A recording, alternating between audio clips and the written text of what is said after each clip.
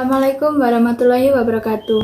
Kembali lagi di channel YouTube saya, Fitriana Nadilah, mahasiswa semester 3 Program Studi Pendidikan Bahasa Indonesia, Universitas Islam Majapahit. Di pertemuan kali ini saya akan menyampaikan materi tentang multiple intelijensi dan sosial untuk memenuhi tugas mata kuliah Teori Belajar Bahasa yang diampu oleh Ibu Rani Jayanti SPDM HUM. Langsung saja kita ke materinya. Multiple intelijensi atau intelijensi majemuk adalah kemampuan untuk memecahkan masalah atau menciptakan suatu produk yang efektif yang bernilai dalam satu latar belakang budaya tertentu. Artinya, setiap orang jika dihadapkan pada suatu masalah, ia memiliki kemampuan untuk memecahkan masalah yang sesuai dengan konteksnya. Ada 8 karakteristik intelijensi atau kecerdasan yang dikemukakan oleh Howard Gardner, yaitu intelijensi berbahasa atau linguistik, intelijensi logis atau matematis, intelijensi visual spasial, intelijensi kinestetis, intelijensi musikal, intelijensi naturalis, dan intelijensi intrapersonal. Kita akan membahas satu-satu beberapa intelijensi tadi ya. Yang pertama yaitu intelijensi berbahasa atau linguistik. Intelijensi berbahasa ini menyakup kemampuan berpikir dengan kata-kata, seperti kemampuan untuk memahami dan merangkai kata dalam kalimat baik lisan maupun tulisan. Contoh kegiatannya seperti anak yang senang sekali membaca buku atau bercerita dan mendongeng. Kecerdasan yang selanjutnya yaitu kecerdasan logika matematika. Adalah kemampuan berpikir untuk penalaran atau menghitung, seperti kemampuan menelaah masalah seperti logis, ilmiah, dan matematis. Intelijensi atau kecenderungan ini membuat anak memiliki kemampuan mengenali pola-pola suatu kejadian dan susunan reka, senang bekerja dengan angka, ingin mengetahui sejauh mana cara kerja suatu benda. Contoh kegiatannya yaitu anak senang dan pandai berhitung dan bermain angka. Kecerdasan yang ketiga yaitu visual spasial. Intelijensi atau kecerdasan visual spasial yaitu kemampuan berpikir dalam citra dan gambar, seperti kemampuan untuk membayangkan suatu objek. Berikut ini karakteristik individu yang menunjukkan kemampuan dalam intelijensi visual spasial.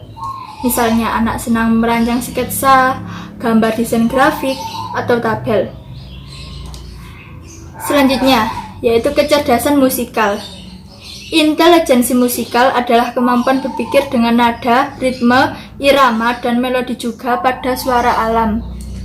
Berikut ini karakteristik individu yang menunjukkan kemampuan intelijensi musikal. Anak senang bernyanyi dan pandai bersenandung, pandai mengubah atau menciptakan musik, gemar mendengar atau memainkan alat musik.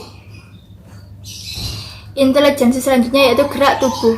Intelijensi kinestetik tubuh yaitu kemampuan yang berhubungan dengan gerakan tubuh, termasuk gerakan motorik otak, mengendalikan tubuh seperti kemampuan untuk mengendalikan dan menggunakan badan dengan mudah dan cekatan. Berikut ini karakteristik individu yang menunjukkan kemampuan dalam intelijensi kinestetik, yaitu seperti anak senang menari dan berakting. Kita masuk ke kecerdasan selanjutnya yaitu kecerdasan interpersonal. Intelijensi interpersonal adalah kemampuan berpikir untuk memahami diri sendiri, melakukan refleksi diri, dan bermetakognisi. Intelijensi ini menjadikan anak memiliki kemampuan menggunakan kehidupan emosional untuk memahami dirinya sendiri dan orang lain. Berikut ini karakteristik individu yang menunjukkan kemampuan dalam intelijensi interpersonal, seperti anak mampu menilai diri sendiri atau berintrospeksi diri, bermeditasi, atau sebagainya. Kecerdasan selanjutnya yaitu kecerdasan interpersonal atau sosial. Intelijensi interpersonal adalah kemampuan berkomunikasi dan berinteraksi dengan orang lain. Anak yang mudah memahami orang lain, mementingkan relasi, memiliki kecerdasan interpersonal yang baik. Berikut ini karakteristik individu yang menunjukkan kemampuan dalam intelijensi interpersonal. Itu contohnya mampu berorganisasi menjadi pemimpin dalam suatu organisasi. Kecerdasan naturalis. Kecerdasan naturalis adalah kemampuan untuk memahami gejala alam. Anak dengan kecerdasan ini mampu mengenali dan mengelompokkan sejumlah binatang atau tanaman. Berikut karakteristik individu yang menunjukkan kemampuan dan intelijensi naturalis, seperti anak yang senang terhadap tumbuhan, binatang, bertani, berkebun, memelihara binatang, dan berinteraksi dengan binatang. Bahasan yang kedua yaitu tentang kecerdasan sosial. Kecerdasan sosial adalah kemampuan mencapai kematangan pada kesadaran berpikir atau bertindak untuk menjalankan peran manusia sebagai makhluk sosial di dalam menjalani hubungan dengan lingkungan atau kelompok masyarakat. Kecerdasan sosial sangat berperan besar dalam kehidupan karena sangat penting untuk menunjang kehidupan bermasyarakat. Kecerdasan sosial menurut Weiss tahun 2008, kecerdasan sosial merupakan salah satu jenis kecerdasan yang dimiliki oleh semua kecerdasan sosial, adalah kemampuan seseorang untuk peka terhadap perasaan orang lain. Mereka cenderung memahami dan berinteraksi dengan orang lain sehingga mudah dalam bersosialisasi dengan lingkungan dan sekelilingnya. Sedangkan menurut Hermer tahun 2002 menambahkan bahwa orang yang memiliki kecerdasan interpersonal atau sosial cenderung kuat, lebih suka bekerja dalam berbagai situasi di mana mereka dapat menjadi sosial.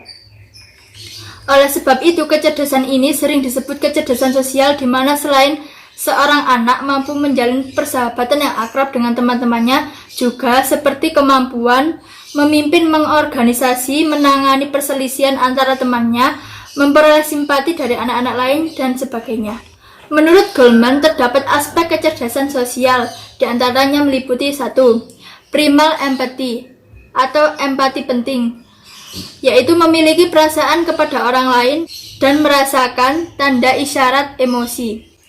Selanjutnya yaitu treatment, penyesuaian atau adaptasi, yaitu mendengarkan dengan kemauan penuh dan mendengarkan seseorang yang sedang berbicara. Yang poin keempat yaitu social cognition atau kesadaran sosial, yaitu mengetahui bagaimana kehidupan bersosialisasi yang sedang terjadi. Poin kedua yaitu kecakapan sosial. Kecakapan sosial adalah kemampuan merasakan perasaan orang lain atau sekedar tahu apa yang mereka pikirkan ataupun inginkan. Spektrum kecakapan sosial meliputi 1. Sinkronik, yaitu berinteraksi dengan lancar pada level nonformal dan nonverbal. Yang kedua yaitu self-presentation atau presentasi diri pribadi, yaitu mempresentasikan diri sendiri dengan efektif. Ketiga yaitu influence atau pengaruh, yaitu mengajukan jalan keluar dari interaksi sosial. Yang keempat yaitu care atau peduli. Yang dimaksud peduli di sini adalah peduli terhadap orang lain sesuai dengan kebutuhan dan perilaku individu masing-masing. Ada beberapa faktor yang mempengaruhi kecerdasan sosial. Menurut Goleman tahun 2007, terdapat faktor yang mempengaruhi kecerdasan sosial, yaitu diantaranya adalah keluarga, ekonomi, teknologi, pembawaan, kematangan, pengaruh lingkungan, dan minat. Mungkin itu yang bisa saya sampaikan dalam materi intelijensi dan sosial. Kurang lebihnya saya mohon maaf. Wassalamualaikum warahmatullahi wabarakatuh.